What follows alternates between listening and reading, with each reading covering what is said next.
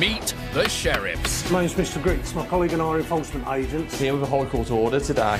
They work for the High Court, and if a judge says you're owed money, it's the sheriff's job to go and get it. Hey, all the keys. I'm going to be calling a locksmith. They can demand payment on the spot. What can you pay us now? We're going to get the cash, are you? Are you paying the bill?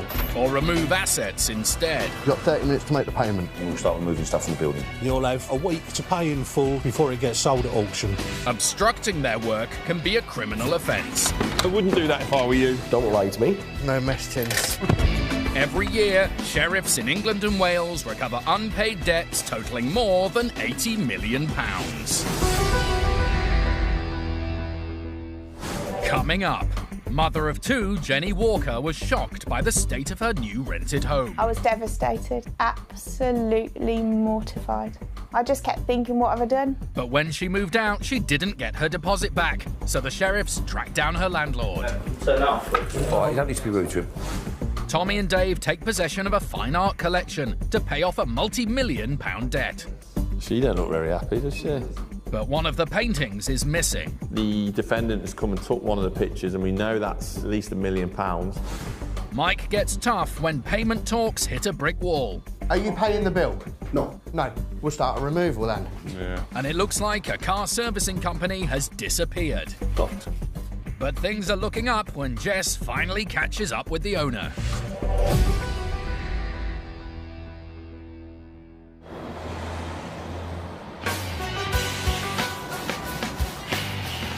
Today, High Court enforcement agents Tommy Coyle and Mike Perkins are in West London, and there's a storm brewing. With wind gusts potentially reaching 80 miles an hour, that will blow down trees, it will cause disruption to power and transport as well. Despite the weather warning, the sheriffs are hoping today's enforcement is plain sailing. This afternoon, we are in Southall. We're looking for Semi Builders Merchants Limited. The sheriffs are pursuing a debt of just over £49,000 after a supplier took semi-builders merchants to court for non-payment of an invoice. They didn't contest the case, and a judgment was issued in favour of the claimant. The amount owed today is £49,010. Mike and Tommy know from experience that builders merchants are likely to have substantial assets they can use as leverage. Is that it? That's it? And it looks like they're right. That's massive. There's assets everywhere, mate. We got loads. Got loads to go at. There's tons of materials and assets and trucks. Look at the trucks. But first, they need to find the boss. Is the director about? It's a High Court order. We're here to execute it, basically, which means we're here to take control of goods, which is remove assets if we can't get a bill paid. The sheriffs are told the man they need to see is upstairs, in the accounts office. Upstairs? Who's upstairs? They don't need a second invitation. They head up in search of the boss. There we go. Hello. Hello, sir. My name's Mr. Perkins, High Court enforcement agent. How are you? Here with a High Court order today. Sorry? We're here for Semi Builders, the Merchants Limited. We're here with a High Court order for £49,000 that needs to be paid. It looks like it's good timing. Just because I'm trying to organise the funds now. This is what's happening. Is this for this? Yeah. He says the sheriffs aren't alone. He's got other creditors chasing him for money, and he's trying to raise funds through an offshore account. But the sheriffs want payment for their claimant today, and that's not looking likely. Okay, we'll look to remove some of the vehicles and the materials, yeah? If removal of assets does go ahead, the size of the debt will go up. At the moment, the balance is at 49,000. If we go to the next stage, it's going to go up to 49,600. Okay, and then when we start removing... We've been in business for 31 years, we've never... Yeah, I understand that, but if we start removing goods... I don't want a problem either. And I understand that, but if we go to the removal stage, it's going to go up to 54,000. The director tells them the lorries are on hire purchase, so they're not the property of semi-builders merchants. He produces paperwork to prove it. But they aren't the only assets Tommy's been sizing up. At the moment, there's still the materials. Yeah. Yeah, so we need to see paperwork for that. You can go and see everything. Yeah, so what have you got paperwork-wise reference? Who owns the stock you've got there, like the bags? Sir? Look, you have your choice, yeah? Well, we need to tell you because I don't want to go removing stuff. No, you got a choice. Either you got a choice to wait and They won't wait. Sir, we haven't got a choice, okay? The option is to you to either pay in full, okay, or we're going to start removing goods. That's it. That's it. It's up to you to make the choice if you want to pay or for us to put more charges on top of the fault and remove goods. If you try to be arrogant... I'm not being arrogant, sir. I'm stating facts. With respect, you are. I'm more worried about people I want to pay others. Are you going to pay the bill? I'm not worried about you. Are you paying the bill? No. No. We'll start a removal then. Yeah. The negotiations didn't go well. Stated that he wants to pay, but we don't know when he's going to pay. He said that he's got something in for offshore accounts, but he doesn't know if he's going to get the money in for that either. So therefore, we've given him the opportunity to pay in full at the lower rate. He's refused point blank to make the payment today. So therefore, we're going to have to obviously escalate it to removal stage. With the boss unwilling or unable to make even a part payment today, the sheriffs may have to start removing goods to clear the debt. But before they do, Mike decides to give backdoor diplomacy a go. Are you the accountant, are you? He is, and he's willing to help the sheriffs if he can. How much is in the account at the moment? If we could get half of the bill, then we'll look at doing a controlled goods agreement for the remaining balance. A controlled goods agreement means assets can stay on the debtor's premises, but they can't be sold or removed until the debt is cleared. Have a chat with him, just see what you can do. The accountant returns with good news. The boss may be willing to make a part payment today and then clear the rest by instalments. It's enough for Mike to try to reopen negotiations. Can I have a chat with you for a second? Yeah. I'll sit down. I don't want any photographs now, it's finished. No, he doesn't mind. I'm not going to allow it. Sorry. At this stage, our cameraman's asked to leave. We continue to film outside, where high winds have blown in dust particles from the Sahara, darkening the sky and turning it red. Is it got a real funny darkness? Isn't it weird? It's like, mate, it's like the end of the world. What concerned? Turning to more earthly matters, Tommy needs to quickly start listing assets for a controlled goods agreement. Once the agreement is signed, those assets can't be seized by any other creditor. There's one forklift that's been mentioned in the office that is clear of finance, so I'm going to go find that now, get that listed down so we can facilitate this arrangement. There's multiple creditors after this gentleman. It looks like there's a lot of assets here, most of them on hire purchase. So we've got to find this forklift. Tommy quickly finds the forklift and sufficient other assets, including another forklift truck, and he completes a controlled goods agreement. All he needs now is for Mike's negotiations with the boss to have gone well. Mike and the director upstairs obviously didn't gel very well. We have a nickname for him, Scrappy Doo, which he lives up to. But he's a great enforcement agent, will always have your back and always great to have with you. So I'm going to get back upstairs now and just make sure nothing's exploded. Tommy needn't have worried. The boss has just paid £5,000 and agreed to pay the rest off in instalments. Given the multiple creditors, it's a good result. All sorted? All I need is a signature there, okay, and you print your name there, please. Thank you very much. Mike's back on good terms with the director. In the nicest way possible, I hope I don't see you again, okay? Take care. Thank you. Yeah, people call me Scrappy Doo due to the fact that I don't take no nonsense. I wouldn't class myself as arrogant. I'd class myself as blunt and straight to the point. Turn up here, you think large amount of assets, you think this is going to pay all day long. When you start getting into the details here, so much of the gear's on hire purchase, being all the big vehicles and the forklifts, the hoisters and stuff. I managed to find two of the forklifts out the back, so I got them listed down pretty quick. So it's a reasonable result. I do think they'll end up paying this in full as agreed, so we've done the best we can on the day. Semi-builders merchants have since been clearing the debt at the rate of £10,000 a month.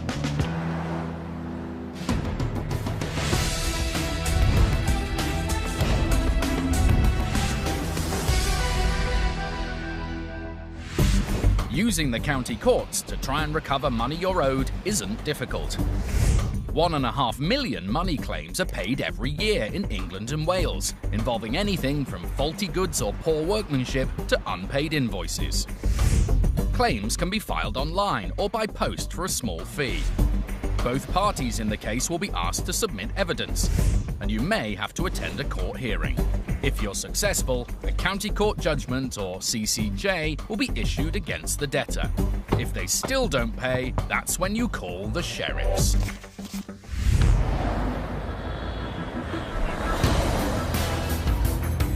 It's nearly lunchtime, and High Court enforcement agents Jess Payton and Jamie Wicks are in Peterborough. They're on their way to the pub. They're looking for the pub's landlord, Mr. Colin Payne. The only information we've got on this at the moment is that the debtor has rung into the office to say that he's aware of the debt, but he's not going to make the payment because he doesn't have the money. It's a personal debt and nothing to do with the pub, but the sheriffs can visit any address they suspect the debtor lives or trades from. So I would imagine asset-wise there'd be more than enough to cover this debt. If it's a tenancy, everything in that pub will belong to him. We've Googled it and had a look at the picture of the pub, and it looks quite a nice pub, so hopefully we should get a payment on this one, and the claimant should be happy. The claimant is primary school teacher and mother of two, Jenny Walker. Jenny had been renting a 3-bed property in Peterborough for the past 6 years. But when her landlord decided to put it on the market, she had to move out quickly and find somewhere else to live. I didn't know where we were going to be. I didn't know whether the children were going to have to move schools or whether they were going to have to live with their dads for a while I sorted something out. She couldn't find a suitable property, so she decided to appeal for help on social media. I put a post on a local Facebook page asking if anybody knew of any private landlords. Jenny was put in touch with Colin Payne, the landlord at one of the local pubs, who had a house to rent. We met over the bar in the pub and, had a chat about what the house was like and how much it would cost to rent. He told her the property was in need of refurbishment and that he may not have time to do this before she moved in. Jenny and her 2 children arranged to view the house. Colin Payne met her there and showed her round. The house was very full up and very dated.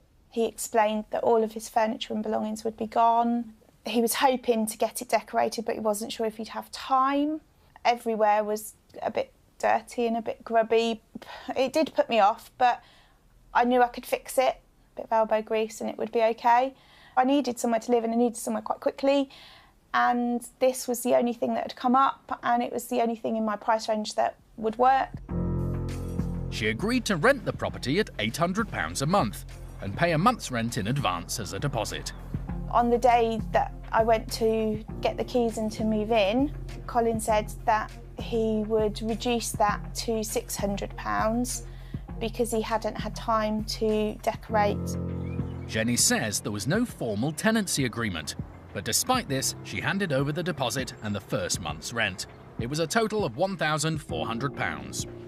I didn't feel comfortable with moving in with no tenancy agreement, but in the situation I was in, I kind of had no choice. Armed with the keys, Jenny went to open up her new home. Mr. Payne had moved a lot of stuff out of the house, but only as far as the back garden. There were rubbish bags and broken furniture outside the back door, and there was broken glass, there was a motorbike, there was a double bed. With the house now cleared, the scale of what Jenny had taken on became all too apparent. I was devastated, absolutely mortified. I couldn't believe that somebody would think that that was okay. I just kept thinking, what have I done? What am I putting my children into? I'd moved them from a really secure, safe, comfortable house to hell on earth, really. Jenny enlisted the help of friends and spent the next 2 days cleaning and decorating.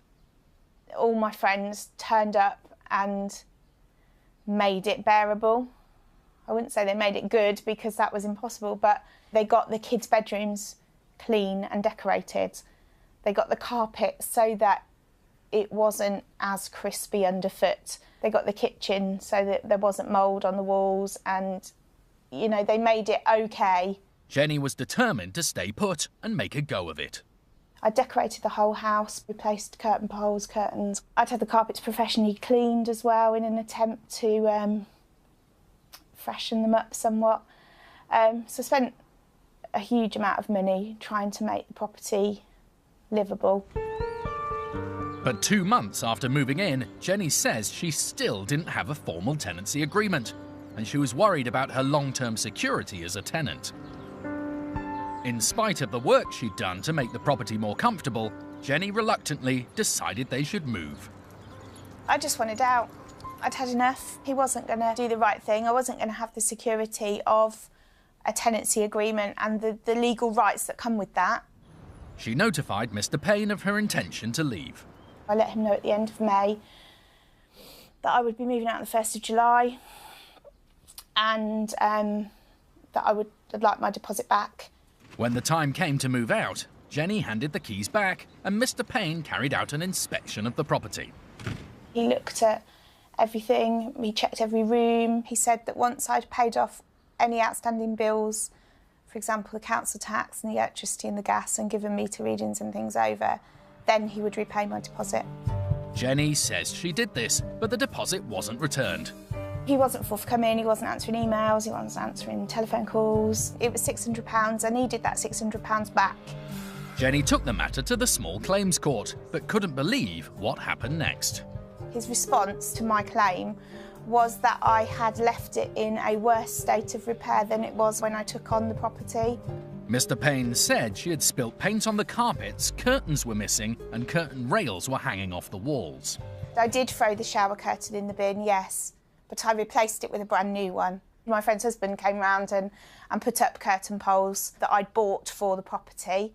And I did throw a carpet in the bin after a discussion with Mr. Payne about it smelling of cat wee. So yes, I did do those things, but not quite in the context that they were used against me. The court issued a judgment in Jenny's favour, instructing Mr. Payne to pay her deposit back. She didn't receive the money, and the case was transferred to the High Court, so Jenny could call in the sheriffs to collect the money she's owed. I watched the TV programmes, and my mum watches them quite a lot, and she suggested that I pay the High Court fee, so I'm just hoping that the sheriffs can do what they couldn't and put an end to it all. They seem to be quite successful, so fingers crossed. The amount owed today is £1,098. Jess and Jamie are in Peterborough on the trail of Jenny Walker's former landlord, Colin Payne. I'll say it looks pretty close to me. I'll go and have a look. It's just coming up to midday, but it looks as if Mr. Payne's pub is closed. It's not looking very open to me. Give him a rattle on there, Jamie. There's someone in that house. The lady said it opens at midday nearly every day. Midday? Nearly every day, yeah. And it's midday now, so... Thursday lunchtime, you'd think the pub would be open, wouldn't you? There's a second address on the sheriff's instructions, so they head round there. We're going to go round to this other address, which is additional defendant address. So we're hoping he's going to be at home there now as the pub's not open. Otherwise, we come back to the pub again and wait.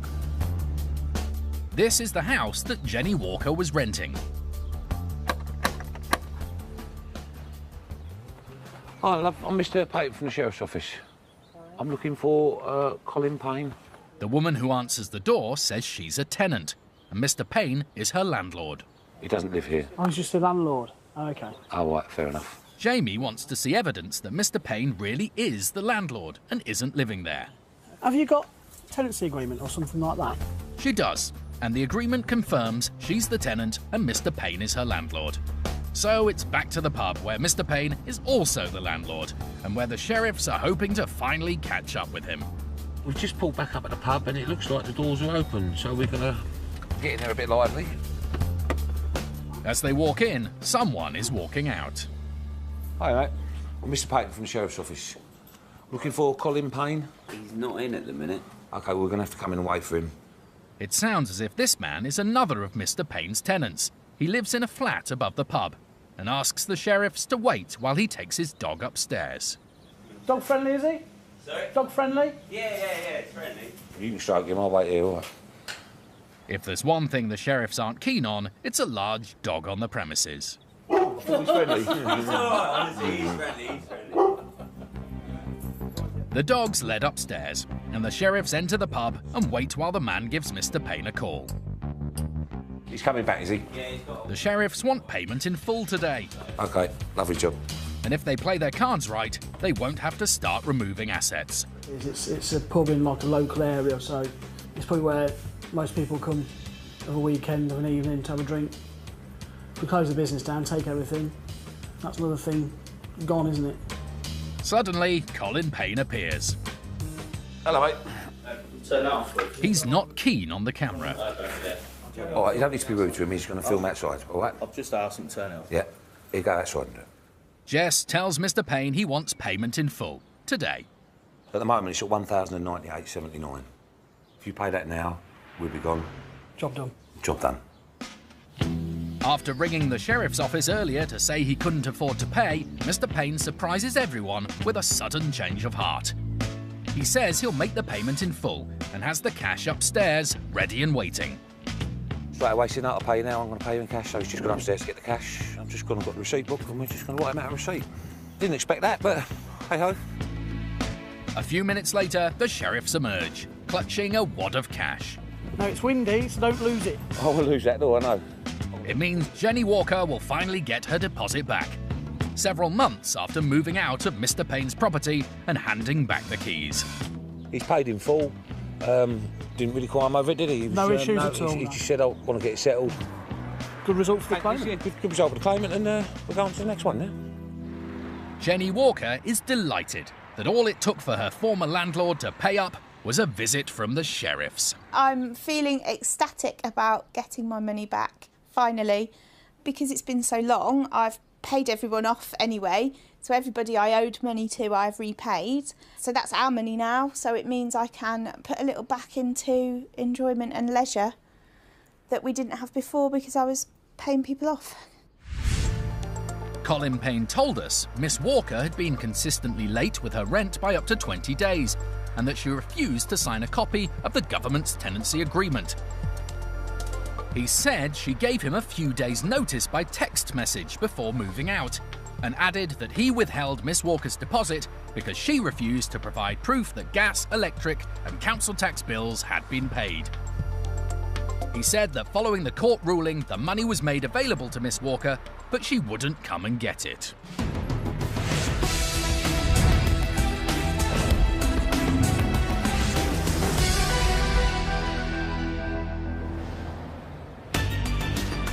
If you have an unpaid debt, you can call in the sheriffs to collect the money on your behalf, as long as it's more than £600. In most cases, the debt is much higher, typically thousands of pounds. But today's different. High Court enforcement agents Tommy Coyle and Dave Steele are in pursuit of a debt that runs not into thousands, but millions. This morning we're on our way to Bury. Quite an interesting case today, a very high value case in the region of £14 million. To be exact, 13.9 million. This case is the largest one I've done in the 11 years I've been an agent.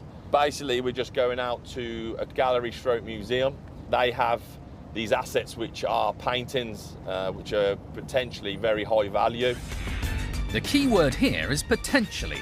The truth is, until the sheriffs remove the paintings and get them valued, they won't really know what they're worth. We know payment's not forthcoming from being in contact with the defendant, so we're just going to remove the assets, take control of them, remove them, and look to put them through auction. The debtor is UK-based businessman Vincent Petrillo. He owes money to investors in a high-rise building project in Belarus. They've pursued the debt through the English courts, and a judgment's been made in their favour. The amount owed today is £13,915,537.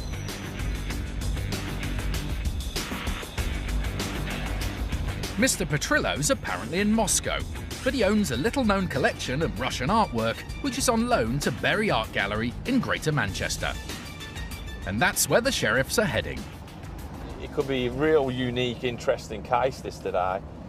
One being the sheer size of the writ, and two, the amount of value in the assets that we could be removing today. Tommy and Dave have plenty of experience in removing assets, But when it comes to art, do they know their Rembrandt from their Rubens? Let's start with Dave. My knowledge of art's probably just above zero. Yeah, painting at school and dot to dot, that was it. Tommy's a little better qualified. Oh, I got a GCSE C in art and design. The sheriffs plan to remove a total of 8 pieces of art. Because their value isn't known, Tommy's taking no chances. He's on hands-free, on the phone to the office. I won't be letting them move unless they're packaged extremely well. From the value I've been told of them, we're going to be making sure they're very secure. Send me your email address. Once I'm in there, I'll send you some photos. They arrive at Bury Art Museum. It's closed to visitors and locked up. Padlock from inside. Yeah. But there's to be no battle over entry or assets today. The sheriffs have pre-arranged a meeting with museum curator Richard Burns, who will hand over Mr. Petrillo's art collection. Tommy and Dave are led in through the staff entrance. Interesting, isn't it? And after a short wait, Mr. Burns, the curator, and another museum employee emerge with the paintings. Hello, is it Richard? Hello. It is, hello. Hi, Hello, Richard. Richard. You okay? You're right. Do you want it? Should we just show you some identification, Richard? Yes, definitely. There you go. I'm expecting you. Okay. Anxious that these original works of art aren't damaged in transit, the curator gives Dave some advice on how to handle them. Yeah, needs special sort of packaging When on you're them. stacking, they need to be frame to frame. You don't want to pierce the canvas. Dave's given a pair of cotton gloves as an extra precaution to avoid damaging the pictures. Go on, thank you very much. For insurance purposes, Tommy and Dave need to provide their office with photographs and dimensions for each painting. And the rear, please. 67 centimetres in width. In width? Yeah. By 99 in length. That's the mama. And that's the mama. She don't look very happy, does she? One of the 8 paintings the sheriffs were hoping to remove is missing, and it's the one that's potentially the most valuable. The defendant has come and took one of the pictures, and we know that's a reasonable value, at least £1 million. Does make me slightly suspicious of the value of these, because you'd think he would have took these as well, but all we can do is hope they come back with a decent valuation. The discovery is a blow for the sheriffs, but as far as the curator's concerned, these works of art are precious, regardless of their monetary value. Well, they're good examples of mid-20th century modernism with a social history slant. We used them quite a lot during the period of time that they've been here. No, I will miss them, actually, yes. Sorry to see them go. OK. Pictures of the etchings. It's a bit saucy, that one, isn't it? Tommy may not have an appreciation of fine art, but he wants to recover as much of the debt as he can, so he's keen to know what these pieces are worth. Do you have any idea of the value of these? No. And actually, I wouldn't be able to tell you if I did. No. But my idea of the value is certainly a lot less than Mr. Petrillo's, I think. Yes. I mean, if you was just to have a guess, No, you couldn't do it, no? No, I couldn't possibly. The curator's reluctant to do an on-the-spot valuation, but the sheriffs need to decide how much to insure the paintings for before they remove them. We still have an ongoing issue at the moment with the valuation to get these goods into transport. Initially, they thought the true value of these could be very high. We still don't know. The only valuation we have at the moment is what the gallery is insuring them for, which is from a date of May 1996, which was for £12,000. While Tommy and Dave wait for the office to arrange the insurance, they prepare the paintings for transportation.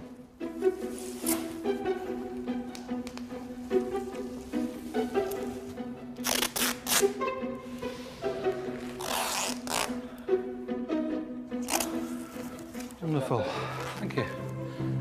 With the insurance finally in place, Mr. Petrillo's art collection Thank you very much. is loaded into a van, ready for the long drive to London, where it'll be put into storage at an auction house. Pack them like they are worth £1 million.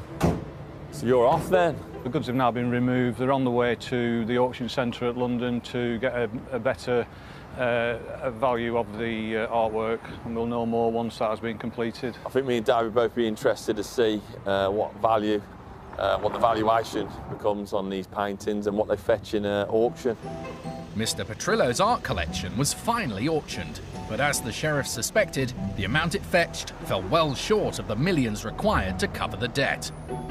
As for Mr. Petrillo himself, it's thought he's still in Moscow and isn't expected to be returning to the UK anytime soon.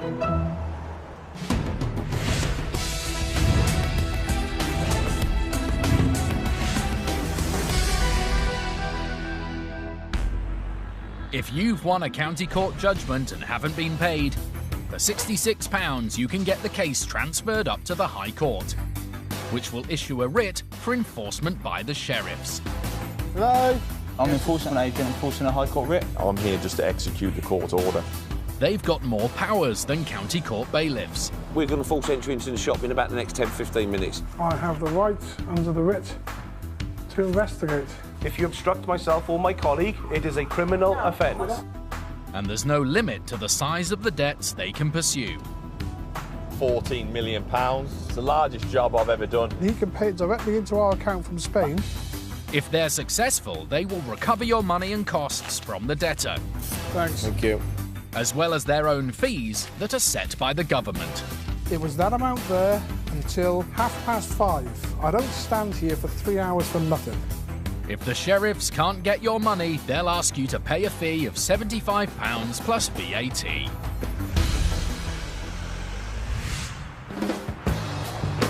The sheriffs are normally armed with a few basic facts in order to execute a High Court writ.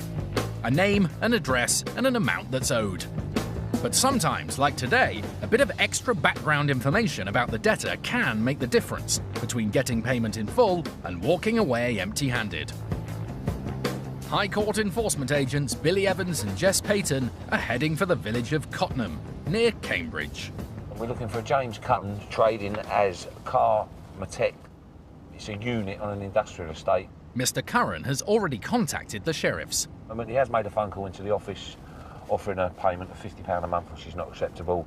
Jess has set his sights a lot higher than that. We'd like to find the owner there to start with and get paid in full. We've got some phone numbers here as well. If he's not there, we'll make a phone call, get him down there. If it is a body shop or if it is car repairs or anything, there's going to be assets there that we can remove if need be. In fact, Carmatech specialises in servicing and repairing vehicles of all makes and models. The amount owed today is £2,621. The size of today's debt is more than Jess paid for his first set of wheels. My first car was a Singer Vogue. It didn't even have letters on their registration, it was all numbers. That was 1982. Before I was born. Before Billy was born, 10 years. Yeah. As you can see, I'm with Junior today. They arrive at the industrial estate where Carmatech is based. At the moment, it's not looking very good. It's all closed up. First impression is not favourable at the moment. It's looking like it's an empty unit. Jess is right. The place has been abandoned. Locked. The sheriffs have the power to carry out diligent searches at commercial premises if they have reason to believe the debtor could be trading from there. So, to find out if the debtor is still trading from this unit, Jess checks the mail, and none of it is addressed to Mr. Curran or to Carmatech. Let's try banging it just in case. With no one here and no Carmatech signage, it's starting to look as if the debtor has shut up shop for good. Absolutely nothing round the back, it's just all weeds, and so I'm going to try his home number. The sheriffs make several attempts to contact him by phone, but he's not picking up. I've got two numbers here, I've tried both numbers. The mobile number is answering as Carmatech, and the work number is answering as Carmatech, but basically going to answer machine. Jess and Billy aren't going to give up that easily. For all we know, he may have not been able to afford this unit, so therefore he's gone to his home and he could be trading from home. Because Mr. Curran is named on the High Court writ, the sheriffs have the right to visit any address where they believe he's living or trading from. The problem is, they don't have his home address on file. Billy gives the office a call. Is there any chance that we can do a quick trace on his name to find a home address that we can do a visit to? 5–10 minutes, yeah, that's not a problem. Normally, the sheriffs send the debtor a notice of enforcement before they visit in person. In this case, that notice was sent to Mr. Curran's business address, which is no longer in use. They know Mr. Curran has received it because he contacted the office to offer a payment plan of £50 a month. But he won't be expecting the sheriffs to turn up at his home address. Yeah, shock factor's the best. If you give them any pre-warning, the chances are assets could disappear. Exactly, so it's all about the shock factor. Jess and Billy finally managed to get Mr. Curran's home address and head straight there. Right, it's down here on the left, apparently. I'm hoping it might be quite a big house, because these houses are quite big. Yeah. Keep going. Right, slow down now, rear, in here. This one? Yeah. Oh, BMW. There are plenty of cars on the drive and round the back of the house behind the gates. It looks as if Karmatech and Mr. Curran are still in business. Hello, mate. Mr. Curran? The man says he's not Mr. Curran. And he directs Jess back round to the front of the house. And the man they're looking for answers the front door. Right, Mr. Payton from the Sheriff's Office. Yeah. That's Mr. Evans from the Sheriff's Office. OK. Our cameraman is initially shown inside by Mr. Curran, then immediately asked to leave. We continue to film from the street, while Jess gets down to business inside. Well, basically, we're here today to collect this debt. At the moment, it's £2,621.81. Mr. Curran offers to pay part of the debt now, and the rest in a week's time. But Jess has a better idea. Well, what we're going to do is give you 10 minutes to try and sort things through, make a few phone calls. At the end of the day, you're better off owing them than owing us. Billy comes outside to update us. They asked if they can pay a certain amount and then pay the rest off in arrangements. We've told them that they've got a smart car here, they've got a BMW, they've got vehicles out the back, so it's payment in full. So at this moment in time, Jess has given them 10 minutes to raise the funds before we take further action. But while Billy's outside updating us, Jess gets the breakthrough he's been holding out for. Can you get a ways to pay, Sheriff's form? Jess has just asked me for the ways to pay form, which has all the bank details on how they can make a payment, which would suggest they're going to be making a payment in full. Inside the house, the sheriffs secure an initial payment of just over £600. Hiya, mate, it's Jess Payton. Jess checks it's gone through OK. Mr. James Curran. It was a backs payment. He's paid £621 of it. OK, got that, lovely. We're just waiting on the other. He's got a relative coming over to pay the other £2,000, so they'll be here in a minute. All right, thank you. Cheers, bye. That's £621 down, so £2,000 to go. Apparently, there's a family member coming to the rescue. Right on cue, a car pulls in. The sheriffs are hoping this means the rest of the money is about to be paid. I've just got to take this into Billy and give him a bit of support in there. You never know. 15 minutes later, the debt is cleared. All £2,621.81 of it, and payment is safely in the sheriff's account. Jess and Billy know that if they hadn't got hold of a home address for Mr. Curran, today might have turned out very differently. Just having that extra bit of knowledge, thinking outside the box, we've now got a result. It could have been an easy case of going to that address and returning the file, but just doing that little bit of digging has now got us paid in full and one happy client. James Curran told us Karmatech had made mistakes in the handling of its finances, and measures had been taken to prevent situations like this arising in the future.